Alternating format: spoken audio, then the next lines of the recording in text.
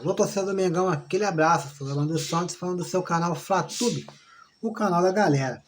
Vamos falar aí de muitas notícias do Mengão aí nessa manhã de terça-feira, né? E muitas notícias boas e algumas aí que preocupam aí o nosso torcedor aí. Mas antes de prosseguirmos com as notícias, eu peço encarecidamente que você se inscreva no canal, ative o sininho de notificação para não perder nenhum dos nossos vídeos.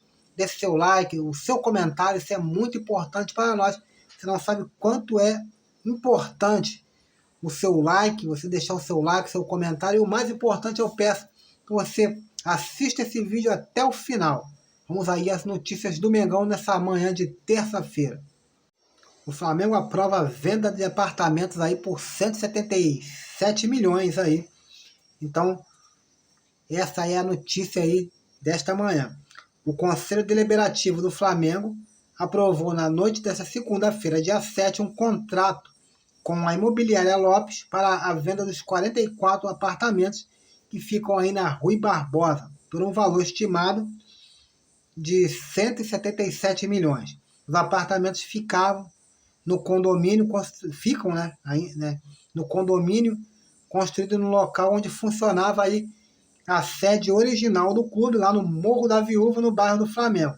O Conselho Deliberativo aprovou, em votação aí de 268 a 24 votos, a Lopes, que é a imobiliária, foi escolhida aí após consulta do Flamengo às 5 principais imobiliárias do Rio de Janeiro. A corretora deve ficar aí com a taxa de 4% sobre a venda dos apartamentos, um valor abaixo do mercado, que é de 5%. Entretanto, ela receberá aí um bônus de 0,2% por cada apartamento se eles conseguirem vender aí nos próximos 90 dias. Então, isso porque depois o Flamengo terá que pagar IPTU, condomínio, e pode chegar aí a 100 mil por mês. Então, o Flamengo está tentando desfazer desses apartamentos aí o mais rápido possível. E esses investimentos, esse valor será aí, já tem um destino certo, que é para implementação aí e ampliar o terreno do Ninho do Urubu, ali, o CT do Ninho do Urubu, E continuando ainda nessa parte aí do terreno, o Flamengo aprova a compra, de um terreno aí no Ninho do Urubu, ali próximo ao Ninho do Urubu, para poder ampliar ali, O Conselho Deliberativo do Flamengo aprovou por unanimidade uma proposta para comprar um terreno vizinho no Ninho do Urubu na noite desta segunda-feira, dia 7. A ideia é comprar vários outros terrenos da vizinhança do CT para ampliar o centro de treinamento dos atuais 135 mil para cerca de 155 mil metros quadrados. O novo terreno tem aí 19.348 metros quadrados e custará cerca de 8,1 milhões aí. Trata-se do lote 54 da planta, e a ideia do clube é construir 2 novos campos de treinamento para a categoria de base, Como eu já falei, o dinheiro virá virá de parte das vendas aí desses 44 apartamentos que o Flamengo colocou e disponibilizou para a venda, Então o Flamengo, que tem aí almejado aí aumentar as categorias de base, colocar mais campos de treinamento, Então o Flamengo tenta ampliar, porque o Flamengo almeja coisa grande. Então a diretoria acha que essa parte ainda está ficando pequena já para que o Flamengo planeja mais tarde, O Flamengo acerta uma contratação aí do preparador físico, com passagem em clubes da Itália.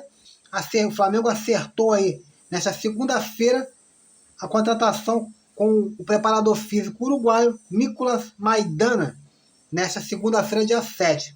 Ele parece aí, eu vou ter a foto aqui, parece até o pai do Léo Pereira, barbudão, igual o Léo Pereira, ruivo, mas até parecido aí com o Léo Pereira, A janela de transferência para os jogadores internacionais fechou, mas o Flamengo segue ativo e buscando nomes do exterior. A bola da vez é Nicolas Maidana, preparador físico, que chega para substituir Pablo Fernandes, demitido após agredir o atacante Pedro. De acordo com informações publicadas pelo GE, o Flamengo fechou acordo com o Nicolas Maidana, preparador físico, que estava recentemente aqui no México, né? Para ser mais preciso, no Santos Laguna, né? Do México. O profissional teve passagem importante na Udinese da Itália e chega para substituir o argentino Pablo Fernandes. O Flamengo buscou informações do profissional com o zagueiro Samir e o meia Wallace, que trabalharam com o Nicolas, né, lá na Itália. Segundo informações, Maidana foi um pedido também do técnico Jorge Sampaoli e vai trabalhar ao lado do Marcos Fernandes, filho de Pablo, do Pablo aí, o Fernandes, né, aquele cara que agrediu aí o Pedro, né? O cara parece aí o pai do Léo Pereira, né? E a gente vai falar do Léo Pereira também, né? Chegou o seu pai e ele, acho que o filho tá querendo ir embora, né? Mas vamos falar disso mais tarde, daqui a pouco.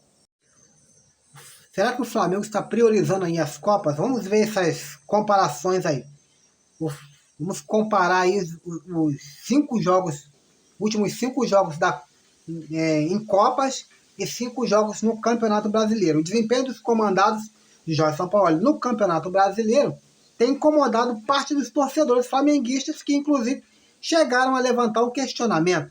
O Flamengo está priorizando os mata-matas. Em meio dessas indagações, o Coluna do Fla buscou aí números do rubro-negro nos últimos 5 confrontos do Brasileirão e comparou com os últimos 5 em jogos de Copas. Vamos lá, os últimos 5 jogos do Campeonato Brasileiro. O Flamengo finalizou 50 vezes ao gol dos adversários, teve 23 escanteios, uma média aí de 24 por escanteios, né? 58,8% de posse de bola. Os adversários finalizaram aí tiveram 80 finalizações, a meta rubro-negra, 30 escanteios, uma média de 24 escanteios, em uma média aí de 41,2% de posse de bola. Então você vê, contra os jogos do Brasileiro, o Flamengo tem uma média de finalizações muito inferior aos adversários. O Flamengo finaliza 50 vezes contra 80 vezes, são 30 vezes a mais, né? Agora, nos jogos da Copa, os números do Flamengo já melhoram um pouco, não muito. As finalizações, o Flamengo finalizou aí 72 vezes no gol dos adversários, foram 27 escanteios, com uma média de 26, e uma média aí de 66,6 de posse de bola. Os adversários aí, finalizações, adversários em Copas, 60 finalizações, 10 escanteios, 31 escanteios na média, 38 e 34% na posse de bola. Então você vê aqui que nas finalizações o Flamengo tem uma finalização superior do que nas Copas, né? do que o dos adversários. O Flamengo finalizou aí 72 vezes e sofreu aí 60 finalizações aí em suas metas. No escanteio teve muito maior, teve 27 escanteios contra 10. A posse de bola nas Copas são de 66% contra 34%. Aí vamos voltar aí os resultados no Campeonato Brasileiro. No Campeonato Brasileiro, o Flamengo foi derrotado pelo Cuiabá por 3-0, venceu o Atlético Mineiro pelo placar de 2-1 e, além disso, empatou os jogos contra América Mineiro, Fluminense e Palmeiras em 1-1, 0-0 e 1-1, respectivamente. Já nas Copas, o Flamengo venceu o Olímpia do Paraguai por 1-0, o último jogo, o Alcas do Equador por 4-0, em jogos válidos pela Libertadores, e na Copa do Brasil o time carioca superou o Grêmio pelo placar de 2-0 e derrotou o Atlético Paranaense nos 2 confrontos pelo placar de 2-1 e 2-0. Então, sendo assim, você vê que os números do Flamengo em Copas são muito superiores aos jogos do Brasileirão. Então, perguntado até ao volante Thiago Maia, ele negou qualquer tipo de preferência, abre aspas, para Thiago Maia. Ele fala, a gente sempre vai dar a vida em todos os jogos, mas o Brasileirão é muito mais difícil, afirmou o camisa número 8. Então, tá aí, né? O Flamengo, eu não sei, isso aí pra mim é desculpa de amarelo do Thiago Maia. O Flamengo prioriza realmente, você vê aqueles jogos que o Flamengo fez contra o Fluminense, contra o Grêmio, contra o Atlético Paranaense, né? O Flamengo muito mais envolto, muito mais agressivo, né? E aí, venceu o Atlético Paranaense, venceu o Fluminense e venceu o Grêmio. E não jogou, e esses times não jogam o Campeonato Brasileiro? Por que quando pega esses times no Campeonato Brasileiro, o Flamengo tem dificuldade? Pegou o Cuiabá, que não chega nem perto do elenco do Fluminense, do elenco do Grêmio, do elenco do Atlético Paranaense, e tomou uma cacetada de 3-0. Jogamos lá contra o Red Bull Bragantino.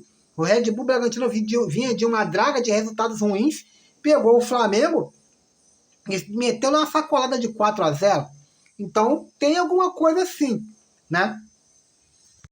Falando em Copas, vamos dar um pulo aí na Libertadores da América. O técnico do Olímpia traça a estratégia para enfrentar o Flamengo e mira o jogo perfeito, né? Tite Arce, né? Como ele é chamado aí. O Arce, aquele mesmo que jogou que jogou no Palmeiras, jogou no Grêmio, né? Na década de 90. O Arce falou aí sobre uma possível estratégia para vencer o Flamengo, né?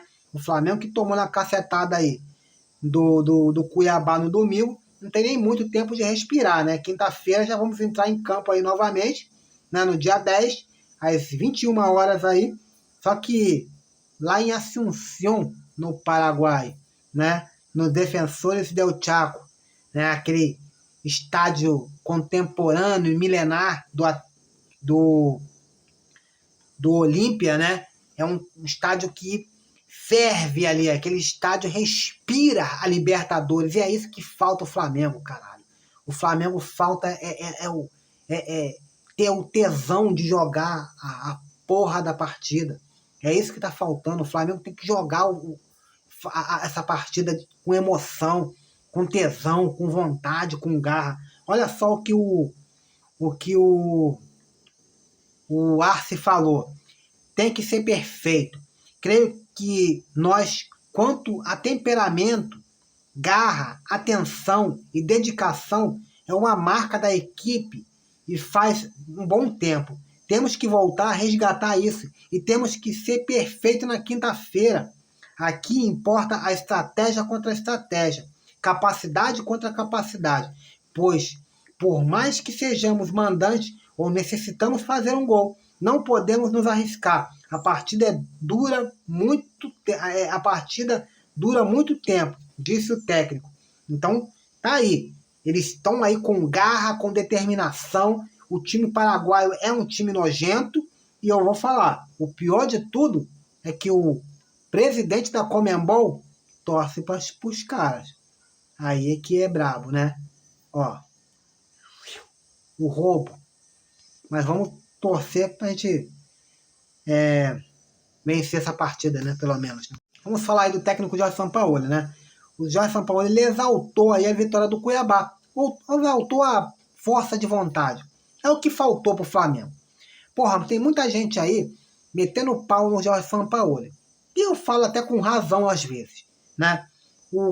Aquela merda que ele fez, aquela cagada que ele fez ali de tirar o lateral e botar um volante no lugar do lateral, o sub-20 serve para quê? O Felipe Luiz tá machucado. Não pode jogar, não pode ir pro banco, pelo menos. E nem jogar. Ele vai com o titular da posição, o Ayrton Lucas. O Flamengo sub-20 não tem um jogador que ele possa usar no banco de reserva. Ele não pode pegar um jogador do sub-20 e levar um jogo sequer para jogar lá. Esse jogo, ele não poderia pegar esse garoto, um garoto lá do sub-20 e botar para treinar lá, botar para poder treinar, para poder quebrar um galho ali, enquanto o Luiz Felipe tá machucado. Porra, então ele faz cagada além de cagada. Se você não tem um lateral, cara, se ele não tinha um lateral ali, ele metia, é o que eu falei, ele metia 3 zagueiros, enfiava ali o Cebolinha como um ala na esquerda, improvisado. Era melhor do que ele fazer aquela cagada que ele fez, porra. De meter um cara que não tem nada a ver com a posição. Aí eu não sou técnico, entende? Mas eu vou dar a minha... Eu tô dando aqui essa minha opinião.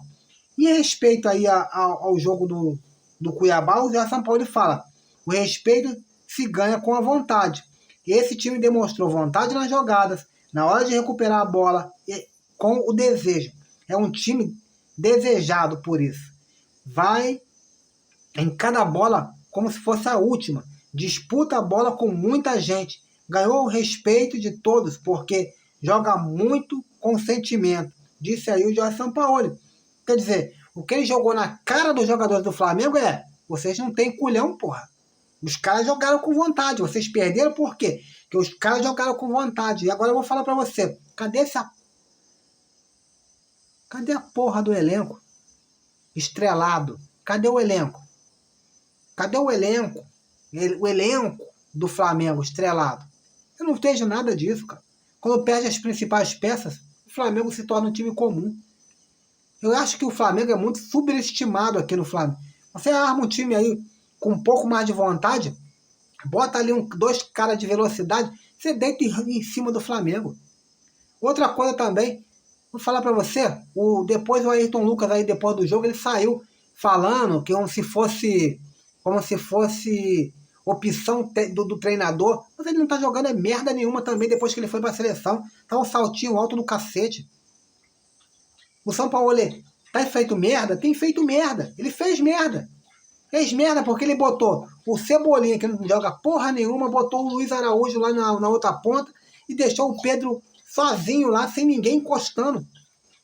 O Pedro, ele não rende. Se você não encostar, eu dou pelo menos um 2-6 para jogar com ele. Enfia ali um segundo atacante para jogar com ele. E um meia próximo a ele, para poder municiar a bola no pé dele. Cadê o cara da tabela? O Pedro é aquele pivô, cara. É tipo um Haaland. O Haaland no City, quando você... Naquela final, naquele jogo, naquela semifinal que eles jogaram contra o Real Madrid, que o Ancelotti, ele teve que prender a sua zaga ali, a dupla de zaga, a que jogou ali com o Rudiger e o Militão. Eles tiveram que ficar presos ali, na cola ali do Haaland. Quem vinha a chutar, quem fez os gols? Foi o Bernardo Silva, que era um cara que estava jogando ali de um meio atacante. Era um cara que o Haaland prendeu os atacantes lá e eles tinham um chute de fora da área. Cadê o chute de fora da área do Flamengo? Cadê já que você tem o Pedro prendendo os atacantes, cadê esses caras que flutuam? Cadê o Cebolinha que tinha que estar passando, fazendo amplitude?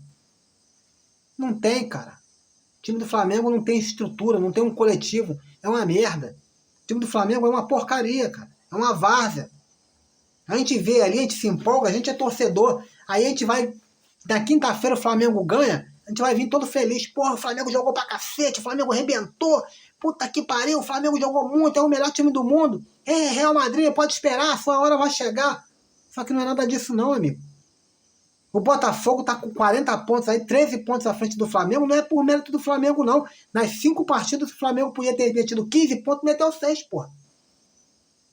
É brabo. Vamos falar agora do mercado da bola aí.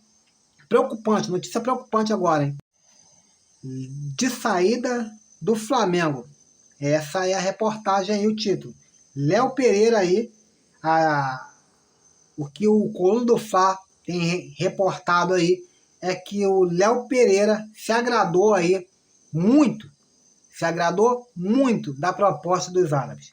O El Nasser, nesta segunda-feira, eles querem montar um time dos sonhos. A verdade é essa. O mercado segue a todo vapor lá na Arábia Saudita. E o Al Nassr quer montar o time dos sonhos, já contando aí já com o Cristiano Ronaldo, né? E grandes outros jogadores ali. O clube voltou os olhares para o zagueiro do Flamengo, Léo Pereira. A proposta milionária, inclusive, chamou a atenção do defensor. De acordo com a apuração da reportagem do Globo do Fla, a proposta que chegou ao clube era de 15 milhões de dólares, cerca de 73 milhões de reais na cotação atual. Foi feita para o clube, que o Flamengo, eles ofereceram 15 milhões pelo passe federativo aí do atleta. E ofereceram aí cerca de 2 milhões de salário para o atleta, né? Então agora 2 milhões, eu não sei se é de... Não está falando aqui se é de reais ou... De reais, não. De dólares ou euros. Eu creio que seja em dólares, né? E aí,